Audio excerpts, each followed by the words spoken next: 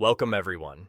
Imagine this, a 12-year-old homeless girl, starving and shivering in the freezing snow, stands before the grand doors of New York's most prestigious chess club. They see her as nothing but a beggar, but what they don't know is that they're facing a true prodigy. Can a single game change a person's entire fate? Can courage triumph over pride and prejudice? Welcome to the Queen's Gambit, the true story of Lily Evans' journey from a forgotten pawn to a reigning queen. This isn't just a story about chess, it's a story of faith, resilience, and how one moment of bravery can light up an entire life. Let's begin. It was snowing. Not the romantic flakes you see in movies, but cold, sharp shards of ice that struck Lily Evans' face like shattered glass. The wind howled relentlessly, tearing through her thin, tattered coat, making the 12-year-old shiver uncontrollably. The entire city of New York seemed to be submerged in a frigid winter slumber. The faint glow of streetlights cast pools of light onto the sidewalk, creating shimmering puddles that reflected a world of luxury and splendor she could never reach. Hunger was an old friend. It didn't rush or roar, but quietly gnawed away at her strength, like a patient woodworm hollowing out a precious piece of timber. It had been 2 days. Her stomach twisted into a dull ache, making her already weary steps feel even heavier. She trudged down Madison Avenue, where fashion boutiques glittered like diamonds, and elegant men in suits and women in fur coats glided by without a single glance. To them, she was part of the landscape like a lamppost or a trash can, an invisible thing not worth their notice. Lily had learned how to be invisible. It was the first and most important lesson the streets had taught her. Keep your head down, shrink into yourself, and try not to attract attention. She had no home, no family, just an old backpack and a small cardboard sign. On the sign, she didn't write, "begging for money." Mrs. Eleanor had taught her about self-respect. Instead, it bore a simple message: "Hungry? Please help. God bless." That phrase, like a silent prayer, had sometimes brought her a few coins, a stale piece of bread, or a look of pity. But tonight, even pity seemed to have frozen along with everyone's breath. In Lily's world, chess wasn't just a game. It was a kingdom all her own, where logic and order reigned. On the 64 black and white squares, a small pawn could advance and become a powerful queen. It was a promise, a hope that her grandmother had given her, Miss Eleanor, who had taught her the first moves, used to say, "Life is like a game of chess, my dear. Every move is important, and sometimes you have to sacrifice a piece to win the whole game. But never forget, you always have the potential to become the queen." Darkness enveloped her, but Lily's eyes were bright. She saw a grand antique building. Through its large glass doors, warm golden light spilled onto the sidewalk, illuminating polished walnut chess tables. Inside, men in expensive vests and women with sparkling jewelry were intently focused on their games. There was no noise, only whispers, the clink of glasses, and the decisive thud of chess pieces on the board. It was the Grand Imperial Chess Club, a strange and magnificent world where the rules seemed to be set by unspoken codes. Lily's heart pounded. She knew instinctively that this was a game she couldn't afford to lose. Her stomach ached, urging her on. Her eyes scanned the chessboards. She saw the moves, she saw the mistakes. A man in a charcoal suit moved his bishop carelessly, leaving his king exposed. A woman in a pearl necklace mindlessly pushed a pawn instead of developing her knight. These were mistakes Mrs. Eleanor had once pointed out to her with a gentle smile. "They play with money, not with their minds, Lily. Money can buy a chess set, but it can't buy vision." A bold, almost insane idea took root in Lily's mind. It was bigger than the cold, bigger than the hunger. She had something those people in the club craved: talent. Chess didn't discriminate based on age, gender, or social class. On the 64 squares, everyone was equal. This was the only game where she could control her own fate. She folded up her cardboard sign and tucked it into her pocket. Her hands trembled from the cold, but her eyes blazed with a fire of determination. She had to do it. She had to walk through that door. Tonight she wouldn't beg. She would fight. Like a lone pawn, Lily crossed the street heading towards the warm light. She knew this action could lead to mockery being thrown out or even humiliation, but she was already too familiar with those things. Besides, Mrs. Eleanor had once said that in chess, just as in life, fate only smiles upon the brave. Her small hands rested on the cold brass doorknob. She took a deep breath, swallowing the fear rising in her throat. She wasn't a beggar, she was a chess player. She was a piece, and tonight she would prove to everyone that a small, hungry pawn could change the entire game. A world of arrogant luxury awaited her behind that door. Lily was ready. The cardboard sign was folded carefully and hidden in her jacket pocket. It was old and worn, but it still held a promise, a resilience that Mrs. Eleanor had passed on to Lily. Standing in the falling snow, Lily took a deep breath, feeling the biting cold seep into her lungs, and in that moment the memory of her grandmother appeared as clear and warm as a flame. Mrs. Eleanor was more than just a grandmother. She was Lily's first and only teacher. She had no degrees, no titles. Her life was a series of relentless battles. She was born into a poor family in the South, where she was denied every opportunity because of the color of her skin. She used to say that when she was young, she had gone to a chess club just like the Grand Imperial, but was only allowed to stand outside looking through the glass door where white men enthusiastically played the game. She had once defeated 3 masters in unofficial matches, but her talent was never acknowledged. "They called me the Dark Queen," she would often say with a bitter smile, "because they saw me play, but they never acknowledged my existence." Her life was a great game of chess, with unfair pieces. She had to sacrifice her youth and passion to earn a living to care for her daughter Lily's mother. Later, when she and Lily had to live in a homeless shelter, she found a dilapidated chess set in the recreation room. That set became their kingdom. "This is the king," she said, her frail hands holding Lily's small hand, placing it on the chipped wooden piece. "The king is important, but also very weak without protection. The queen is the strongest, but only if you know how to use her power at the right time." But the most important lesson wasn't about strategy. It was about the integrity of a chess player. She taught Lily that chess was one of the few games in this world where the rules were fair for everyone. A pawn only had one move forward, a queen could go anywhere. But once a brave pawn advanced to the final rank, it would become a queen. "You must remember this, Lily," she said, her eyes shining as if they held a galaxy of stars. "Never let others define your worth. Your life is a chessboard, and you are the only one who has the right to decide your move." Lily believed her. She tried to live by her grandmother's words. But after Mrs. Eleanor passed away from cancer, Lily's world fell apart. She was pushed into the child welfare system, a place designed to help, but which became a trap. Lily lived in 3 different foster homes, and each one was a bitter lesson in neglect.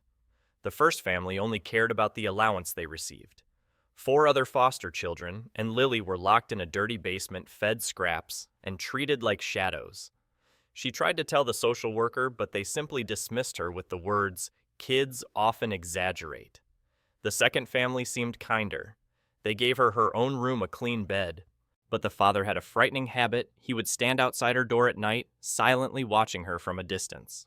Lily had to prop a chair against the door and sleep with a small knife hidden under her pillow. She ran away again because fear was worse than hunger. The third family treated her as an unpaid maid.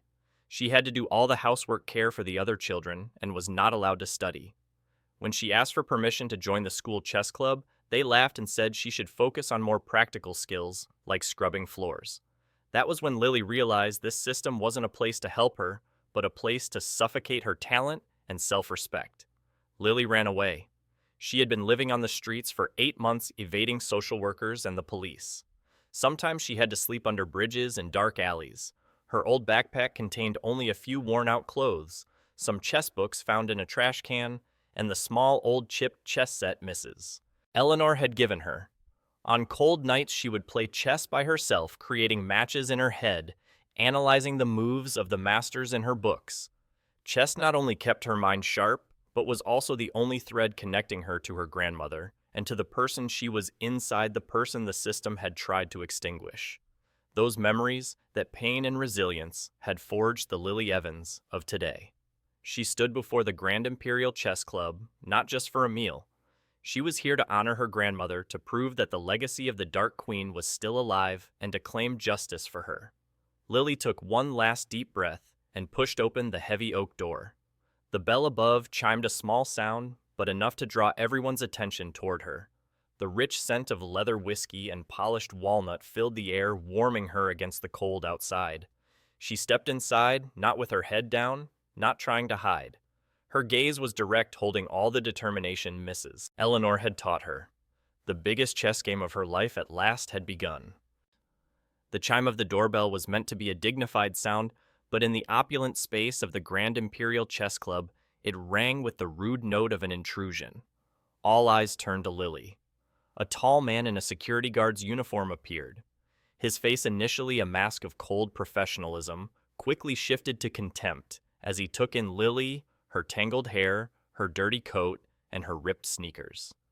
"Excuse me, little girl." His voice was stiff. "This is a private club. I must ask you to leave immediately." A commotion began. The hushed conversations died down. Faces turned from surprised and annoyed to outright disgusted. Mrs. Evelyn Reed, a woman with a high-piled platinum blonde bun and an expensive silk dress, stepped forward, her voice dripping with scorn. "This is unbelievable, Robert. Is our security so lax we can't have vagrants walking in here like this?" Lily clenched her fists, but she had endured too much humiliation to bow her head. She knew that bowing was admitting defeat. "Excuse me, ma'am." Her voice rang out clear and steady, despite the gnawing hunger in her stomach. "I am not a vagrant. I just want to play chess. If I lose, I'll leave immediately, I promise." Her words brought a momentary silence to the room. Then it erupted in mocking laughter. The laughter was not one of joy, but of cruelty and disdain. Mr. Jonathan Croft, a man with gold-rimmed glasses, adjusted them and spoke with sarcasm. "Listen, little girl. This is not a medieval tavern where a beggar can gamble for food." "I'm good at chess," Lily said, her voice no longer trembling. "Truly good. If I win, I just need a meal. If I lose, I'll do anything you want, mop the floors, wash the dishes, anything." This statement brought another wave of laughter. Mr. Charles Finch, a portly man, laughed so hard he wiped tears from the corners of his eyes. "Oh, this is hilarious. This street kid thinks she can play chess. Tell me, do you even know how the pieces move?" Lily didn't answer the question. Instead, she looked directly at Mr. Finch, her eyes like a deep lake reflecting a brutal truth. "I do, and I know why you just lost that game. You pushed your queen out too early and exposed your king." The laughter stopped. Mr. Finch's face turned beet red as he looked back at the unfinished game. Indeed, his king was in immediate danger of being checkmated. A deathly silence fell over the room. Mr. Arthur Blackwood, the club president, a man with silver hair and a sharp gaze, approached. He looked at Lily with skepticism, but also a hint of curiosity. "You were standing outside and observing us." "Yes, sir. It's very cold out there, but the lights here are very bright. I could see the board through the window." Mrs. Reed spoke up, her voice still filled with irritation. "Arthur, we can't set this kind of precedent. What will happen to the club's reputation?" "Our reputation," Mr. Blackwood said slowly, a slight smirk on his face, "is to be the city's leading chess club. Surely that reputation can withstand a little delusion from a little girl." He turned to Lily. "All right, little girl. Charles, since she pointed out your mistake, perhaps you should be the one to teach her a lesson." Mr. Finch regained his arrogance, puffing out his chest with pride. "It would be my honor to teach this arrogant child a lesson in humility." "What if I win?" Lily asked, her voice steady, unwavering. The room erupted in laughter once again. "If you win?" Mrs. Beatrice Wells, another woman in the group, chuckled. "Ted Banks has played chess for 40 years. She'll lose in 5 minutes. if you win, Arthur Blackwood said, his voice full of mockery. We'll treat you to a lavish meal, but if you lose, you'll have to clean all the club's bathrooms before you leave. Agreed, Lily said without hesitation. She had faced far more difficult challenges. As she sat in the luxurious leather chair before the walnut chess table, the whispers continued behind her. This is unacceptable. We can't let a dirty child like that in here. She probably doesn't even know how to set up the pieces. But Lily didn't care. She had been hearing words like that for 8 months, her fingers trembling from the cold, and hunger touched the precious wooden pieces, feeling their smoothness and coolness. She closed her eyes, thinking of Mrs. Eleanor. Sometimes, her grandmother had said, you have to let them underestimate you. That's when you'll show them who you truly are. Mr. Finch made a show of being generous. Ladies first. Lily didn't respond. She reached out and moved her king's pawn to e4. The game began. Charles Finch moved his pawn to e5, his face full of arrogance. King's pawn opening, he said to the crowd. So predictable. I guess that's all they teach in. He paused. In your homeless shelter. Lily was unfazed. She moved her knight to f3. Laughter erupted again. Look, she knows how to move the horse. How cute. But then Charles Finch's overconfidence led him to play carelessly. He didn't realize Lily was setting a trap. She moved her pawn to d4. Charles Finch immediately took her pawn, saying condescendingly, "This is the price of playing with the grown-up's little girl. We don't give out participation trophies here." But Lily didn't flinch. She had seen it all. She used her knight to recapture his pawn. Move by move, she cornered him. Charles Finch was too busy showing off to the crowd to notice that his king was being surrounded. "Check," Lily said, her voice soft but sharp. Charles Finch froze. He stared at the board, his face pale. He realized he had been led into a perfect trap. Lily's queen, along with her other pieces, had formed a tight siege. He moved his king, but it was useless. Lily continued with her rook delivering another check. Everyone watched with bated breath. "Checkmate," Lily said softly, without a hint of triumph. Charles Finch stared at the board for 30 seconds, unable to believe his eyes. "No way," he muttered. You cheated." "How could she have cheated?" Harrison Vale, a blonde-haired man standing behind him, asked. "We've been watching every single move." "He was beaten fair and square," another man said. "A perfect sequence of attacks that he walked right into." The mockery had vanished, replaced by a deadly silence. They couldn't believe it. A homeless girl, a child they had just scorned, had defeated one of the club's oldest members. They had laughed at her, and now they were faced with the truth that they were the ones who had been humiliated. The air in the club grew thick, heavier than the cold chime of the doorbell earlier. The mockery had vanished, replaced by a tense silence. The looks directed at Lily were no longer contemptuous, but filled with bewilderment and doubt. Mr. Charles Finch, his face flushed with shame, mumbled something and quickly left. Standing before the stunned crowd, Lily felt a wave of exhaustion. She had poured all her focus and strength into that game, and the hunger pangs began to intensify. She hadn't had her meal yet, and the fleeting sense of victory quickly gave way to anxiety about the future. "Brilliant." The voice was neither mocking nor astonished. It was a calm voice full of respect. Mr. Graham Sterling, a man with graying blonde hair and sharp eyes, stepped closer. His demeanor was not arrogant like Charles's, but radiated the confidence of someone who had faced many battles. Graham was a former state chess champion, and he had witnessed Lily's entire game. "You weren't just lucky," Graham said, bending down to study the pieces' positions on the board. "You calculated ahead. A precise move, a subtle trap. It's something I haven't seen in this club for years." The recognition from someone like Graham caused a ripple of murmurs. The first game might have been a fluke, but a second game with him would prove everything.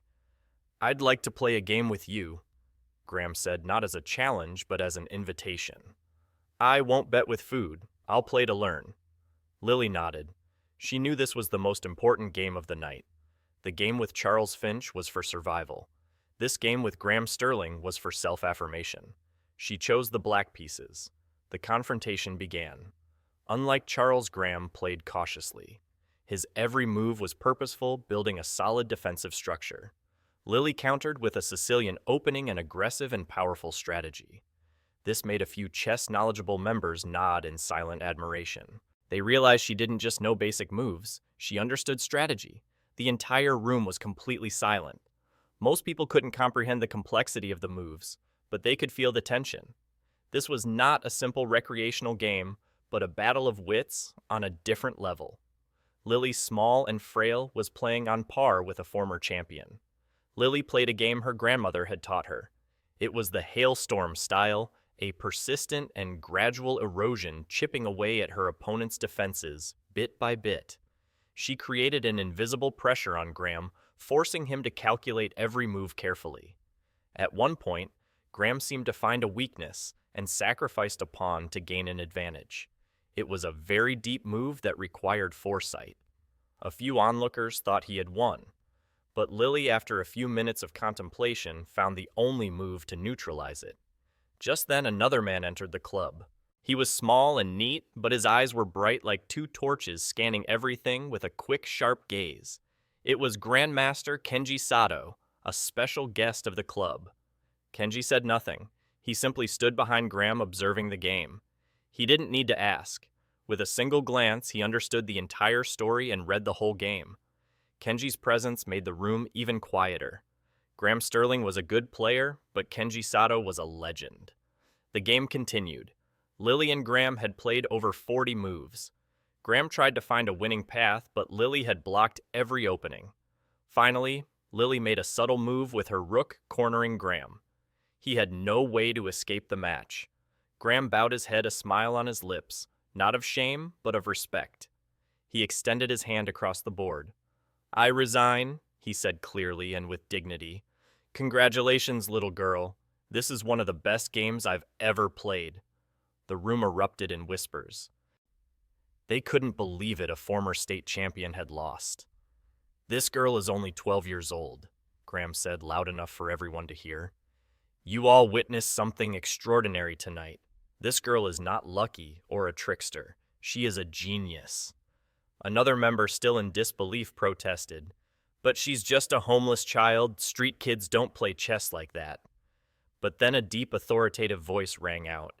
Kenji Sato stepped forward, looking directly at the man who had just spoken. "A street kid, don't judge a book by its cover." "Would you like to play a game, Kenji?" Arthur Blackwood, the club president, asked, to test if she's as talented as Graham says. "Of course," Kenji said. "But first I want to hear her story." Kenji sat down across from Lily. He didn't look at her with pity, but with a chess player's curiosity.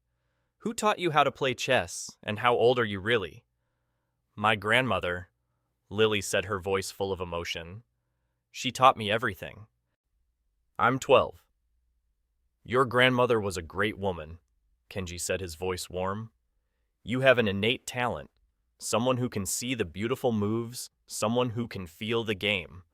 Kenji then suggested a blitz game with Lily, just 15 minutes for each person. This was the game for Kenji to fully assess her abilities from tactics to strategy. The game unfolded at a breakneck pace, and Lily handled his every move with composure and precision. She didn't flinch, didn't make a single mistake. Finally, after a series of complex moves, Kenji Sato made a proposal. "Draw," he said, his voice full of respect. "This is the best game I've ever played with a young person." The entire room fell silent.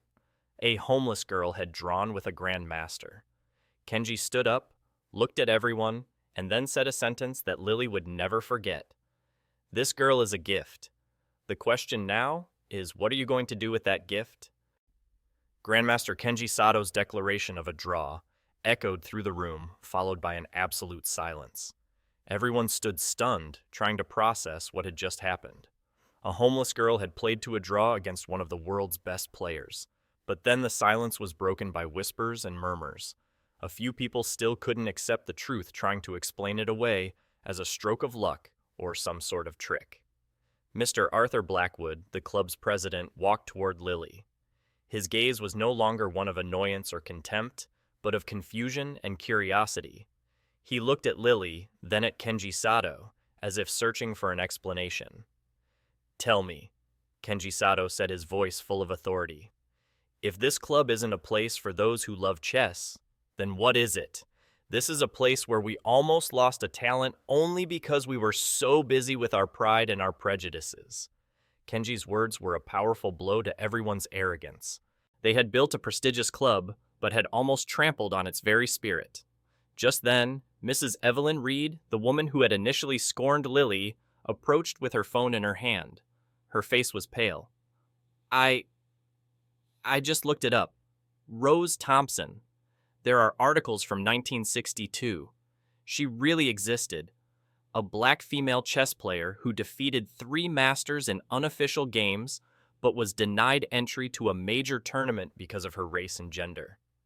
"And that was my grandmother," Lily said, her voice trembling. For the first time all night, she showed a hint of vulnerability. "She taught me chess, and she said it was the one thing no one could ever take away from me." The air in the room grew heavy. Their contemptuous words about a homeless child suddenly became a source of deep shame. They had mocked a child, but had unintentionally insulted a forgotten legend. Mr. Charles Finch, the man Lily had defeated, walked closer. His face was still red, but not from anger, from embarrassment. I am truly sorry for what I said." He mumbled, his voice much softer than before. I have a vacant rental apartment. The girl can stay there. It won't cost a single cent." Charles Finch's unexpected offer surprised everyone. Mr. Jonathan Croft, the man with glasses, also came forward. "I'm a lawyer," he said. "I can help her with the legal side. We'll make sure she doesn't have to go back into the child welfare system." Kenji Sato nodded, a warm smile spreading across his face. "They've learned the first lesson, Lily. It's humility. Now it's time for them to learn the second lesson, change." Kenji addressed the entire club, his voice filled with passion. "We can't fix Rose Thompson's past, but we can ensure Lily Evans' future will be different. Together, we will create a legacy for her. Let's turn this club into a place not just for the wealthy, but for all who have talent." And so Kenji's words ignited a powerful wave of change. Mrs. Beatrice Wells offered to buy new clothes for Lily. Mr. Graham Sterling promised to become her mentor and coach. Mr. Blackwood, after a moment of contemplation, finally stood up and announced that the club would officially sponsor Lily. Lily stood there among the people who had once stepped on her. They no longer looked at her with pity, but with admiration. She still felt a bit bewildered, a little doubtful, but she remembered what her grandmother Eleanor had said. "Life is like a game of chess, my dear. When your opponents realize their mistakes, that's when you have a chance to win." Now she had not only won a chess game, but she had also conquered the pride and coldness of an entire collective. She had not only gained a meal, but a new life, a new family, a new path. The legacy of the Dark Queen was no longer a sad story. It would continue to be written by a new queen. The scent of clean fabric and laundry detergent wafted into every olfactory cell, washing away the musty, cold smell that had clung to Lily for the past 8 months. When the soft cotton towel touched her skin, she felt as if a hard shell that had long enclosed her was slowly melting away. The silk nightgown, oversized but warm, was the most luxurious item she had ever worn. She stood in front of the bathroom mirror, looking at her reflection. Her hair was clean, her face a little rosier. She was still Lily, but something was different. That night, Lily slept in a real bed with a soft mattress and a warm comforter. She no longer had to curl up in the familiar position of a homeless child always ready to run. The sense of security was so unfamiliar that she woke up several times, reaching out to touch the pillow and the blanket to make sure this wasn't a dream. Each time she told herself, "This is real. I'm home." The first morning, waking up in Mr. Charles Finch's apartment, Lily felt awkward.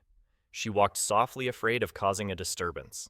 But when she saw that Mr. Finch had already prepared breakfast, and Mrs. Beatrice Wells brought a suitcase full of new clothes, She realized that these acts of kindness were genuine.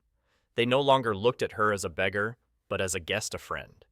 The following days flew by like a whirlwind. Lily's life was filled with chess and learning. In the mornings, she spent time with Grandmaster Kenji Sato. He not only taught her complex tactics, but also pointed out the weaknesses in her gameplay, the lack of experience against diverse opponents. "You play like someone who taught herself Lily," Kenji said. "You have vision, but you lack interaction. You need to learn how to read your opponent, not just the moves on the board." In the afternoons, Lily studied with a tutor. She had taught herself to read and do math in the library, and that helped her catch up quickly. Her intelligence wasn't limited to chess. She could solve complex equations with ease, seeing mathematical rules and patterns just as she saw them on the chessboard. Every evening she went to the club, not to beg, but to play chess. She played against Mr. Graham Sterling, Mr. Charles Finch, and many other members. At first many were still hesitant, but soon Lily's composure and talent gradually erased all prejudices. They began to call her the Little Queen. Mr. Graham Sterling became a teacher, a friend. He spent hours analyzing games with Lily, not just teaching her about chess, but also sharing stories about his own life. "Talent without persistence and discipline is just wasted potential," he said. "Your grandmother gave you the foundation. Now, together, we will build a castle on it." The story of the homeless chess prodigy spread. A local newspaper wrote a small article about Lily. Not long after the club received a call from a reporter at Chess Life magazine, one of the most prestigious chess magazines. Lily was gradually becoming a name everyone knew. She was a living testament to a miracle. However, the ghost of the past still haunted her. Every night after everyone had left, Lily would still check her apartment. She would open the refrigerator to make sure it still had food, touch the new clothes in the closet to ensure they were still there. It was the habit of a child who had lived in fear, not daring to believe in anything. One night, while looking for a book, she found an old photograph. It was a black and white picture from a 1962 chess tournament. In the faded photo, there was a young woman standing behind a barrier with sad but proud eyes. Lily immediately recognized her as Mrs. Eleanor. "You did it, Grandma," she whispered. "You made it inside. I've made it in." 3 weeks later, Kenji Sato came to see Lily with a radiant smile. "Richard, the president of the U.S. Chess Federation, heard about you and decided to invite you to the National Youth Championship next month. They've granted you a special entry." "Next month?" Lily asked, a little nervous. "Isn't that too soon?" Kenji Sato shook his head. "No, Lily, the timing is perfect. It's time for the world to know your talent. It's time they know who Lily Evans is." At that moment, Lily understood. Her life had changed, but this was just the beginning. The seed that Mrs. Eleanor had planted in her had sprouted, and now it would reach for the light, becoming a strong tree, not just to shelter her, but also to shelter others. The crystal chandeliers glittered brightly, sparkling like 1,000 white knights in a giant chess game, illuminating the ballroom of the Grand Imperial Chess Club. The atmosphere was completely different from the cold winter night when Lily Evans first entered. The scent of expensive red wine and rich food mingled, but without the arrogance and coldness. Instead, there was pride, admiration, and a touch of redemption. Tonight, they were holding a grand celebration to honor Lily, the new young American champion. Lily stood in the middle of the hall, no longer the frail, shivering girl she once was. She wore a deep blue velvet dress, chosen by Mrs. Beatrice Wells, which was perfectly fitted and elegant. Her hair was neatly styled, her face was radiant, but her eyes still held the calm, profound look of a chess player. She chatted with Grandmaster Kenji Sato and Mr. Graham Sterling, the two teachers who had helped her fill the gaps in her knowledge and her soul. The change in the club members was clearer than ever. Mr. Charles Finch, who had once mocked her, was now always the first to congratulate her after every game. Mr. Jonathan Croft, the lawyer, always asked about her studies. Mrs. Evelyn Reed, the woman with the platinum blonde hair, had gifted her a rare ivory chess set. Everyone made no secret of their admiration. They had witnessed a miraculous journey from a child with nothing to a national champion.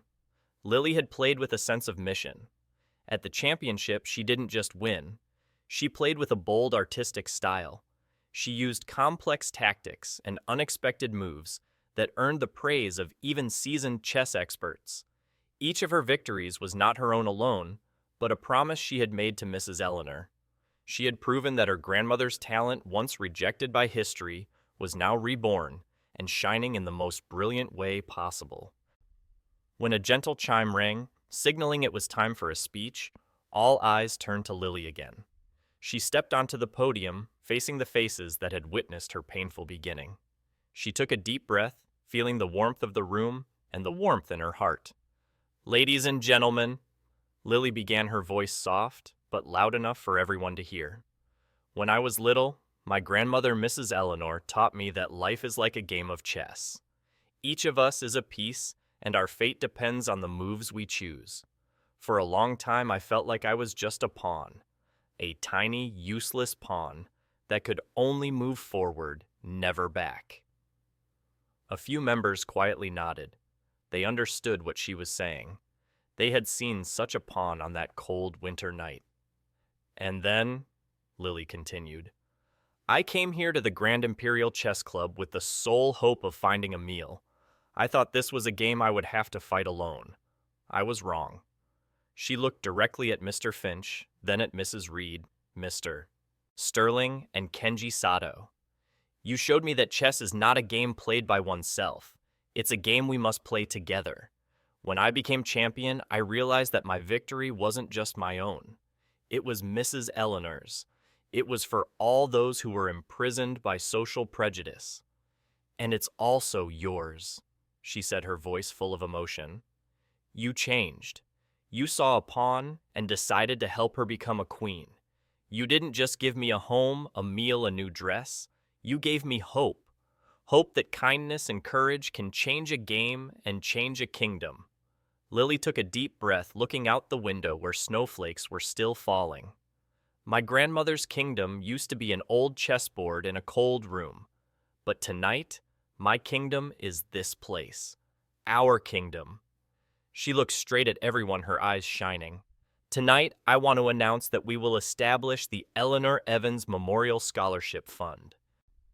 This fund will help homeless children, the forgotten children, to give them a chance to learn chess and become themselves just as you did for me." Her words were powerful and emotional, touching everyone's heart. Mr. Arthur Blackwood stood up, his eyes welling with tears. He applauded, and then the entire ballroom stood up, giving a thunderous, continuous ovation. The applause was not just for Lily's victory, but for their own change. Lily stood on the podium, the new queen of the Grand Imperial, not just of a chessboard, but of a kingdom of compassion. She was no longer the small pawn she once was. She had truly become the queen. The Grand Imperial Chess Club's celebration had ended. The glittering lights slowly dimmed, and the space became quiet. Lily stood alone in the main hall where everything had begun. She reached out and touched the walnut chessboard where she had defeated Charles Finch, and then touched the chair where Grandmaster Kenji Sato had sat. She was no longer the lonely, hungry girl she once was. She was a member of this place, a part of a new history being written. Mr. Arthur Blackwood walked over, placing a hand on her shoulder. "You've done something great, Lily, not just for this club, but for the other children out there." "I just did what Mrs. Eleanor taught me," Lily replied, "that a pawn can change the entire game." A moment later, Lily walked out onto the club's balcony where she had a full view of New York City. The city lights stretched out endlessly like a giant chessboard. She realized that even though her life had changed, her journey was far from over. Her mission was not just to play chess, but to bring light to the dark corners where she had once lived. And then she saw a small figure standing at the front door of the club, timidly looking inside. It was a boy, about 8 years old, with big round eyes filled with longing. His coat was just as old and tattered as Lily's used to be. Hunger and loneliness were etched onto his young face. Lily's heart ached. She remembered her own feelings that night, the feeling of standing outside this very door, hoping for a miracle. She knew that this club had become her kingdom, but this kingdom was only meaningful if its door never closed. Without a moment's hesitation, Lily walked downstairs. She approached the boy, smiling as gently as she could. "Hi, do you play chess?" The boy shyly nodded. "Do you want to come in?" Lily said, her voice full of warmth. "There's a party inside, and there's a lot of food. Mr. Arthur Blackwood appeared behind her, immediately understanding Lily's intention. "Welcome to the Grand Imperial Chess Club, young man," he said, his voice deep and dignified. "Everyone is welcome here." The boy looked from Lily to Mr. Blackwood, his eyes lighting up with wonder. For the first time, he didn't feel like a ghost. Lily took his hand, leading him inside. Mrs. Eleanor's feeling was no longer just a memory. It had become a legacy, a promise that would be continued. Lily Evans' story is not just a story about chess, but a story about transformation. From a pawn cast aside by society, she became a queen not only through her talent, but through her courage. She transformed a desperate game into a life full of hope, and a single moment of bravery into a movement that changed an entire community. Lily taught everyone in the club an invaluable lesson that compassion has no boundaries, and that a person who can see the 64 squares of possibility will be given the chance to write their own story. And in her new world, Lily Evans, the queen of the chessboard, was ready for the next game, knowing that win or lose, she had already achieved the greatest victory of her life.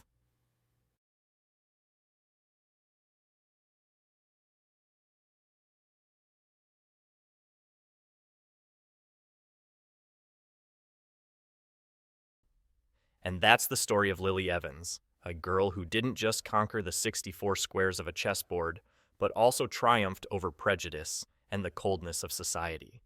I hope her story inspires you and reminds you that no matter who you are or where you come from, you have the right to write your own. Remember, this life will always have difficult games, but as long as you're brave, even a small pawn can change the entire match. Thanks for watching, and I'll see you in the next video.